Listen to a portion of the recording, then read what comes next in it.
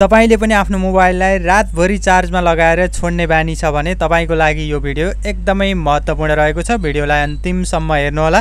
तपाईले आफ्नो फोनलाई रातभरि चार्जमा लगाएर छोड्दा पनि मोबाइलको ब्याट्री हेल्थ नबिग्रोस् भन्ने चाहनुहुन्छ भने त्यसको लागि तपाईले आफ्नो मोबाइलमा रहेको सेटिङलाई क्लिक गर्नु होला। सेटिङमा क्लिक गरिसकेपछि तपाईले थोरै तल सार्नु भयो भने देख्न सक्नुहुनेछ ब्याट्री, यसमा क्लिक गर्नु होला। त्यसपछि यहाँनिर फेरि थोरै तल देख्न सक्नुहुनेछ ब्याट्री प्रोटेक्सन, यसमा तपाईले क्लिक गर्नुहोस् र यसलाई अन गर्नुहोस्। त्यसपछि तपाईले यहाँनिर यसलाई बीचमा क्लिक गर्नु होला। बीचमा क्लिक गरिसकेपछि म्याक्सिमममा सिलेक्ट गर्नुहोस्। यति गरिसकेपछि के हुन्छ भने तपाईले चार्ज लगाइदिएर आफ्नो फोनलाई छोड्नु भयो भने पनि 80% भन्दा माथि चार्ज हुँदैन, अटो कट भएर बस्छ। यो गर्नुभयो भने तपाईको मोबाइलको ब्याट्री फुल्लिने हुँदैन, ब्याट्री हेल्थ बिग्रिने हुँदैन।